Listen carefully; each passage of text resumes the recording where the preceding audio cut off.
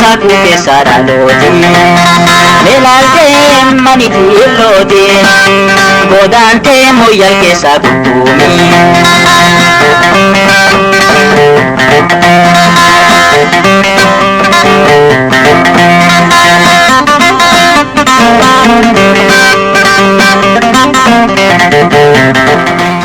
mootummaan naannoo Oromiyaa magaalota gurguddoo fi xixiqqoo naannoo isaa keessatti argaman walta faafuun akka haaraatti gurmeessuu beeksisee jira.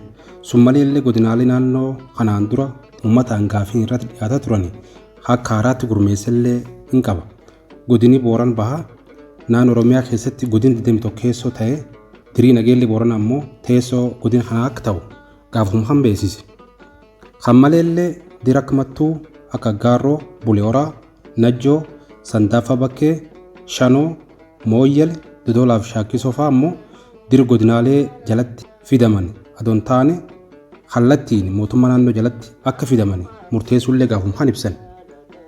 Naannoon Oromiyaa kan ka ibse walgahii idilee sadaffaa bara hojii ja'affaa caffee mootummaa gaafa gurraandhala 27 bara 2023 yookaan akka inni Itoophiyaatti gurraandhala 20 bara 2015 geggeesseen ta'uu dubbateellee jira.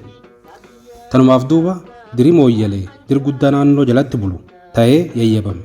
Yayyaba kanaaf ganna 100 kabajuu fi jettee qaataayyuu jilimachuun gumaataa fi aanaan akka naqaniif warri irraa guddaan lafasii saada quluu galmafaan Oromoo bal'oof ergaa dhaamatanii jiran. Guyyaan jilaalleen beekame gaafa gurraandhala 30 bara 2016 akka inni Itoophiyaatti ta'e.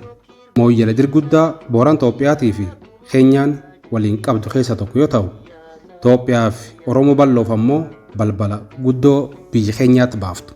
Akka argaa dhageettii maanguddootatti ammoo maqaan ardaa kana mooyyaleen duratti goorofuu gugii jedhan. Lafti tuniin fini nama saallee guddoo taati. Loon ardaa kana boboorran maalle dheerooti. Iddoon isaanii ammoo hagaaf mooyyee yookaan gaafuma didiqqaa baasu. Horiin garii godaanii laftan qubatulleen yoo agga ga'u hin qooriyamu. Tanum gula lafti tuniin loon mooyyeessitii jedhan. Madditii bisaanii horiin kun qabammoo eellan oolaleeti. Bisaan akka jabaa loon gabbisaati. Sa'i bisaan kan dhuge cuftii yabbi mooyyee dhala. Achumaan mooyyee oolalee jechuu jalqaban. Walti dhaabanii ammoo mooyyeel jedhanii moggaasan. Jedh barreessaa Jaatanii Bonayyaa kitaaba isaa haa abuuruu jedha keessatti tarraaftee achi keessa dubbifadha. Eebbitana duuba namni isiin guutamteef diqqaa guddaan jaarsaaf jaartiin haayimaaf hooddoon warri finna hagam Itoophiyaatiif Keenyaa Liibanii dirree saakuuf waasoo fi Oromoon ollaa waliin qubatanii fi ta'eettu jirtulleen gumi hedduutti dhufe. Jiltii arda caamuqi bal'aa gumi tana cufaa fuudhuu danda'u laalanii akkasiin jilatan. Ha dhufelleen akkuma dansa gumaataan dhufe horiin qeencaatii fi birriin koolaa ruukittii dhufe. Bona ganna gumaacha ala jenneen. Tanum keessa ammoo dhakaani bu'uura yookaan yayyabii Yuunivarsiitii Booranaa damee mooyyaleetii fi goroof bulchiinsi magaalaa mooyyaleellee taawaa kaa'an. Jiltii nagaan obbaati guddoo hawwitellee gumiin dhuftelleen nagayaan gargar galte. Qayeenteen tarooba nagayaati horaa bulaa deeban. Akkuma ilmaan namaa fi uumamni biraas dhalatee guddatu magaalli dhalatee guddatu. Dhalachuuf guddachuuf magaalaaf ammoo bu'uurri uummata. Walitti dhufeenyi uummataa magaalaa ni dhala, ni kunuunsa, ni guddisa.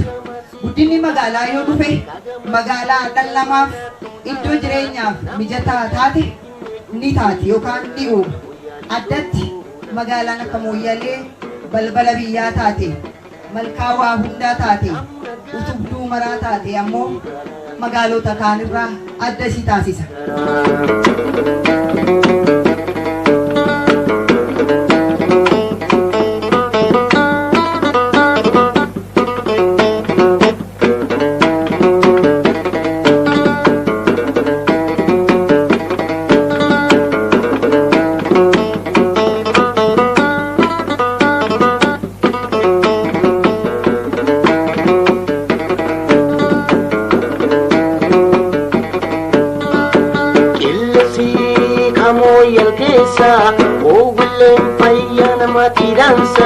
Kafa godemu isum jindisa kesa deman akamusan oyalisu la bibis deebisan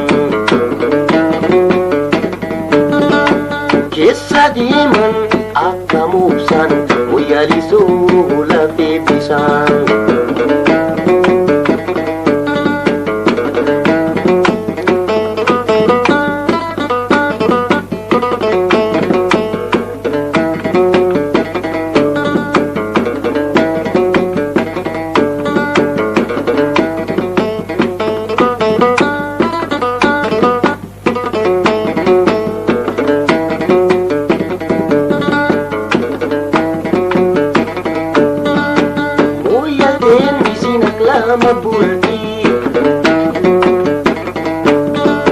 Makalaman kaya mampidati